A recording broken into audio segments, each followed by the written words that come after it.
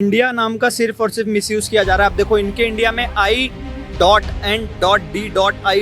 है, तो उन्होंने डॉट डॉट डॉट डॉट लगा के तो ऑलरेडी इंडिया को बांट दिया कि इनके जो इंडिया गुट है उसमें कैसे कैसे नेता निकलते हैं। कन्हैया कुमार जैसे जो बोलते हैं भारत तेरे टुकड़े होंगे इंशाल्लाह इंशाल्लाह, तो इनने भारत तोड़ने की बात पहले से ही कर रखी है। राहुल गांधी जी खुद स्वयं बोल चुके हैं कि India is a union of state.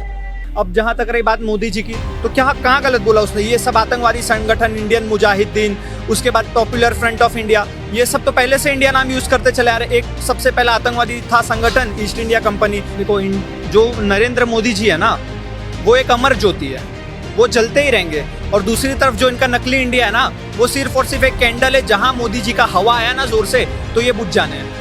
India versus NDA, ये बात लगातार जारी है। लेकिन क्या पीएम मोदी के बयान के बाद आज हवाएं एक बार फिर एनडीए के पक्ष में चली गई हैं? तो इस पूरे मुद्दे पर बात करने के लिए हम कनॉट प्लेस में आ चुके हैं और जनता से जानने की कोशिश करेंगे कि वो इस मुद्दे पर क्या सोचती है।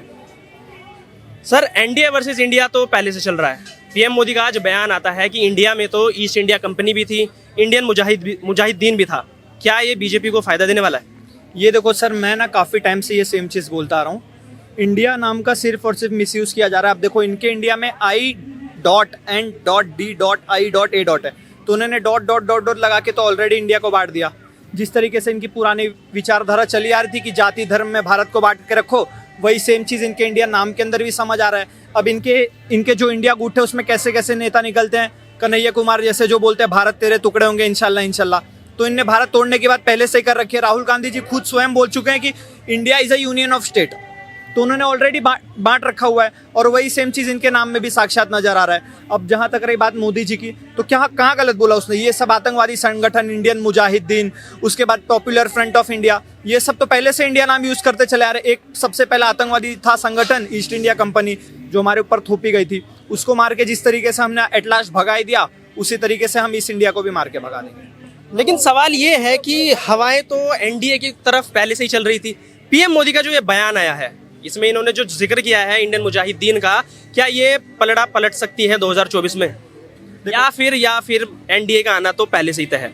देखो जो नरेंद्र मोदी जी है ना, वो एक अमर ज्योति है, वो जलते ही रहेंगे। और दूसरी तरफ जो इनका नकली इंडिया है ना, वो सिर्फ और सिर्फ एक कैंडल है। जहां मोदी जी का हवा आया ना जोर से, तो ये बुझ जाने हैं।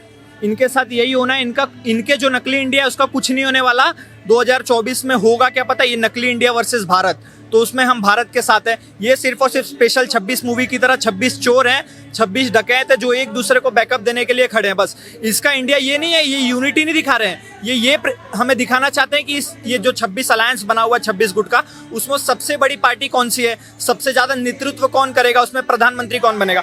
इंडिया टीम में 11 खिलाड़ी होते हैं। मैं इनसे पूछना चाहूंगा, इनके 11 खिलाड़ी कैसे मैनेज होंगे? हर महीने एक प्रधानमंत्री बनाओगे क्या? जनवरी राहुल गांधी, फरवरी ममता बनर्जी, मार्च में ये फलान, ऐसा तो होने वाला नहीं। और दूसरी तरफ 38 गुट होने के बावजूद एक सिंगल चेहरा है प्रधानमंत्री मोदी। तो यूनिटी उसको बोलते हैं, ना कि इसको कि ये झुंड में बकरी भेड़ सुअर सब एक साथ खड़े हैं, दूसरी तरफ शेर अकेला खड़ा है।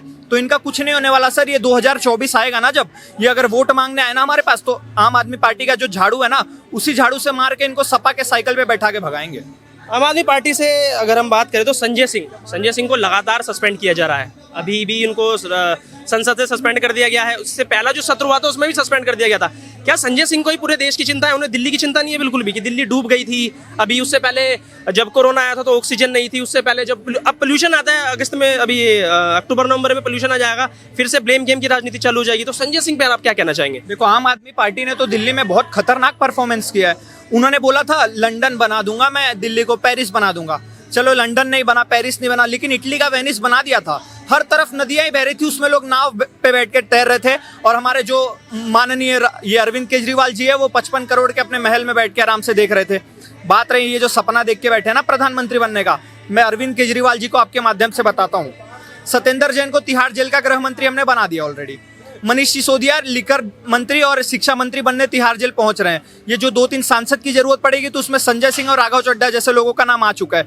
वहां पे जो तिहाड़ जेल के प्रधानमंत्री का पद बचेगा ना, उसमें हम अरविंद केजरीवाल को बैठा देंगे। तुम वहां से बैठ के और तिहाड़ जेल पे शासन करना, क्योंकि भारत का शासन करना तुम्हारे सपने से भी बाहर है। कल जिस तरीके से उनको सस्पेंड कर दिया गया, उसके बाद आम आदमी पार्टी के जो पेजेस हैं उन पे ट्रेंड शो हो रहा है कि काला दिन संसद का। जब इनको सस्पेंड किया जाता है, वो देश के लिए काला दिन क्यों हो जाता है?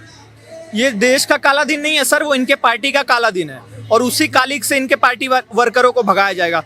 क्यों संजय सिंह को तो ये पहली बार तो स्थगित किया नहीं गया है। इनके बयान देख लो आप, ऐसे उलझुल बयान। ये तो जो वहां पे सभापति बैठते हैं उनकी भी इज्जत नहीं करते, उल्टी सीधी बयानबाजी करोगे तुम, पर्सनल टिप्पणी करोगे, संसद में जो सभापति बैठे हैं हमारे माननीय, उनका इंसल्ट करोगे तो तुम्हारे साथ क्या होगा, तुम्हें हारफुल तो पहना नहीं जाएगा।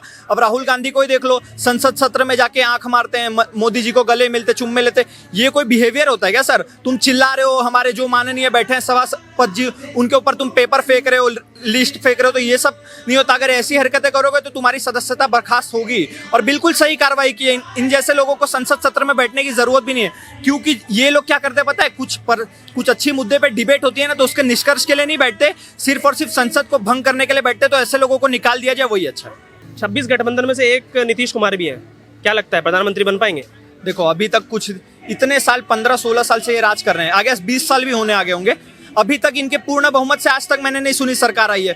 कभी कमल पे बैठ के तैर लेंगे, कभी लालटेन पे पकड़ के झूल लेंगे, और अब ऐसा हो गया कि वो लालटेन की रस्सी गिरने पे आ गई, ये खत्म होने पे आ चुके हैं। तो इनका तो कुछ होने वाला नहीं है। और ये जो भी विपक्ष है उनका दोगला चेहरा देखो। अगर यूपी में बुलडोजर चलता है तो वहां पे लोकतंत्र खतरे में आ जाता है। राहुल गांधी जी की सदस्यता अगर कोर्ट रद्द कर देता है तो वहां पे ये लोकतंत्र खतरे में आ जाता है। लेकिन ममता बनर्जी के राज में, इतनी ममता नाम है उनका, लेकिन इतनी निर्ममता होती है, वहां पे बीजेपी कार्यकर्ता, इवन कांग्रेस कार्यकर्ताओं को मार मार के हत्या कर दी जाती है।